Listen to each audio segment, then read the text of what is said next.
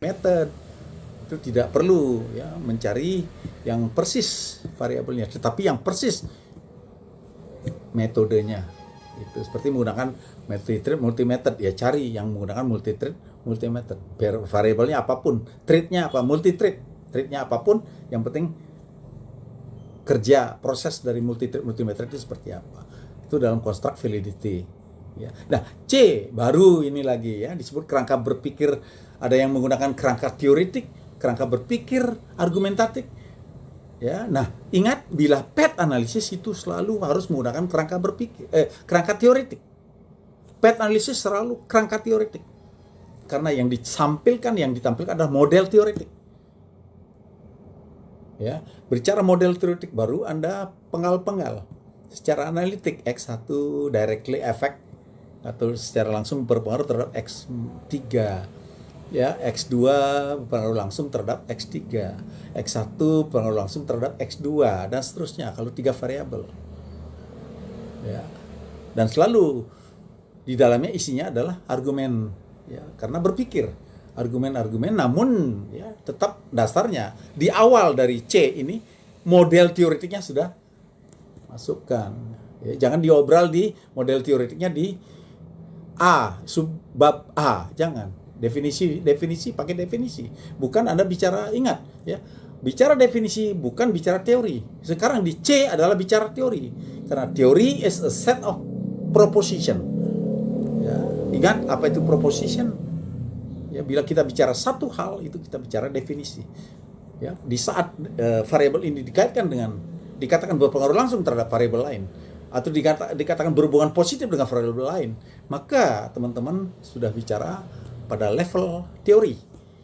Nah, kalau PET analisis, sekali lagi saya sampaikan, harus dan wajib hukumnya secara ilmiah, hukum ilmiah.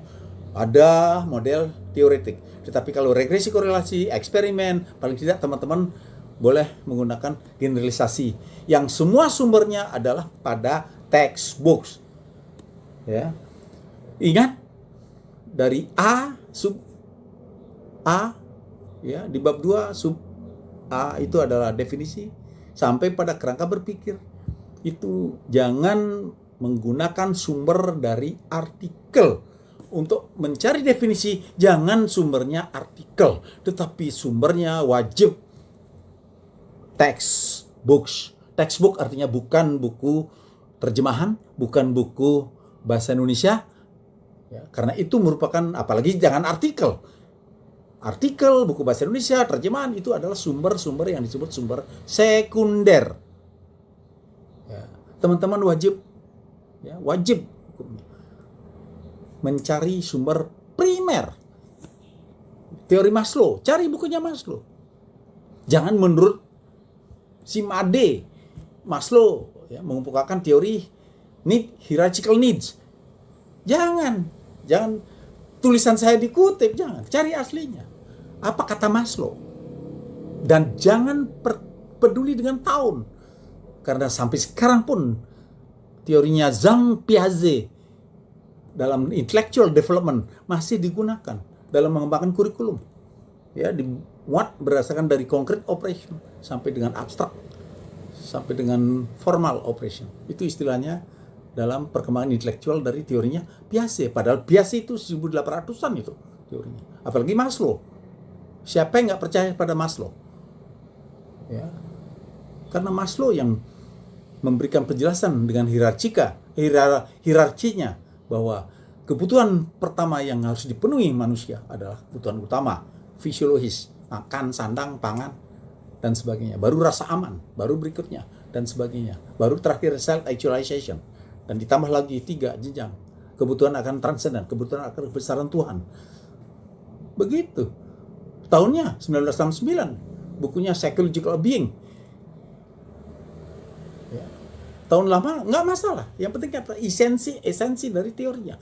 Dan jangan ya, mengatakan atau mencari teori dari artikel jurnal, karena artikel jurnal ya, artikel dalam jurnal-jurnal bereputasi pun itu adalah hanya sebatas pada research finding. Minimal paling tidak ke atas lagi levelnya, kastanya yang disebut dengan generalisasi. Apakah itu teori? No.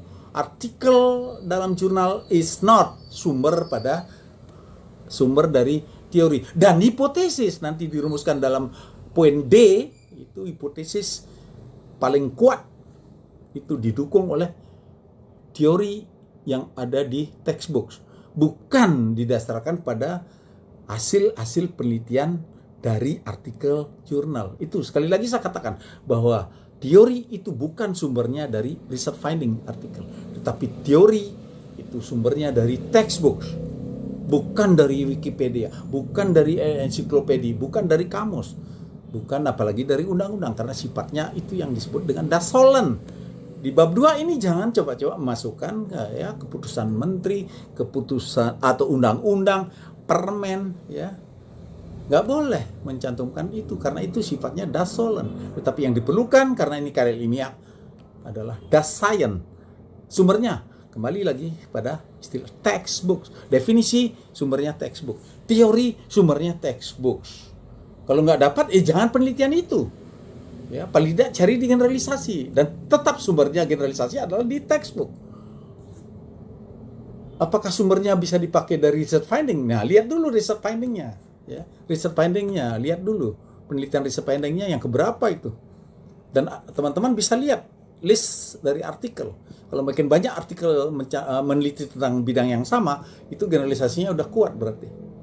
Oleh karena itu, ya penelitian yang dengan variabel yang sama, menguji model yang sama, model teoretik, hipotetik dengan sampel yang berbeda, itu makin lama makin kuat generalisasinya. Karena kumpulan research finding, ya, ribuan, jutaan research finding itu baru mendukung satu generalisasi.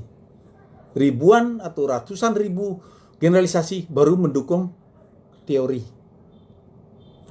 Itu yang harus dipahami, teman-teman. Oleh karena itu, hipotesis tidak kuat bila didukung hanya dengan oleh research finding. Ini bidang pendidikan penelitiannya, bidang manajemen, bidang sosial. Bukan bidang ilmu seperti biologi, chemistry, fisik, apalagi matematik, bukan.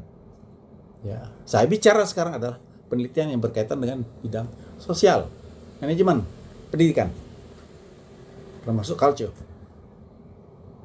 Oke. Ya, nah itu. Jadi teman-teman harus mampu membedakan mana kerangka teoretik, mana kerangka berpikir teoretik. Ingat, kerangka berpikir teoretik itu isinya campuran antara model teoretik dan di dalamnya ada argumentasi. Ya. Kalau hanya mengatakan kerangka berpikir toh, boleh tidak? Ya boleh, dalamnya isinya generalisasi. Itulah penelitian-penelitian yang mengarah kepada regresi korelasi. Ya paling tidak eksperimen, ex post facto, terutama dalam hal menduga terdapat pengaruh interaksi. Kalau eksperimen 2x2. Ya. Jangan tidak ada teorinya, paling tidak generalisasinya, jangan tidak ada. Siapa yang mengatakan terdapat perbedaan antara dua strategi yang berbeda yang dipakai? Nah, bengong nanti nggak bisa jawab. Harus, menurut teori ini mengatakan bahwa dengan strategi A lebih bagus, dengan strategi B lebih jelek. Nah, itu berarti strategi A is better than strategi B. Harus ada teori. Ya, ingat sekali lagi, teori is a set of proposition. Di saat bicara teori, teman-teman tidak bicara definisi. Di saat bicara definisi, teman-teman hanya bicara tentang satu variabel. Begitu dikaitkan dengan variabel lain, pertanyaannya, itu teori siapa? Ya, benar-benar Anda, teman-teman, setelah mendengarkan ini, menjadi logik, menjadi pemikiran yang lurus, ilmiah, dan konsisten. Oke, saya nggak bicara bagaimana ngutip dan sebagainya, kutipan dan ada yang aneh ya dalam ujian S2 lagi, seorang doktor bertanya, ya jangan sampai terjadi plagiasi karena menggunakan screenshot model teoretik itu di screenshot oleh mahasiswa bimbingan saya, itu dikatakan plagiasi. Ya, ingat ya, plagiasi terjadi manakala teman-teman tidak menyebutkan sumbernya. Screenshot boleh saja model aslinya, bahasa Inggrisnya. Screenshot, nggak apa-apa. Dengan catatan, sebut sumbernya. kutip sumbernya harus ada. Ya. Harus ada sumbernya, tahu halamannya harus jelas. Gitu. Sehingga terhindar dari plagiasi. Ya. Dan terakhir adalah metodologi. Nah, ini yang menentukan sebenarnya riset Anda, ya. Nafas dari hasil penelitian skripsi, tesis, disertasi adalah di bab 3 ini. Dan ini yang mengarahkan. Jadi dia bab 3 ini mainannya ke belakang, ke bab 1, lihat masalah, lalu ke depan, lihat hasil penelitian dan kesimpulan. Oleh karena itu, ya, dalam bimbingan, ya, skripsi, tesis, disertasi, kalau menurut saya, pembimbing yang bagus adalah bila tidak meminta satu persatu. Kenapa? Sebab bab 1, bab 2, bab 3 sangat erat kaitannya. Sangat berkaitan. Tidak mungkin selesai bab 1 itu berarti pembimbing itu menghendaki adanya koreksian titik koma. Enggak mungkin. Bila konseptual, ya, harus minta 1, 2, 3. Mana? Nah, begitu jadi minta 1, 2, 3, 4, 5. Jadi 1. Karena begitu kesimpulan, pembimbing lihat juga bab 1 agar konsisten.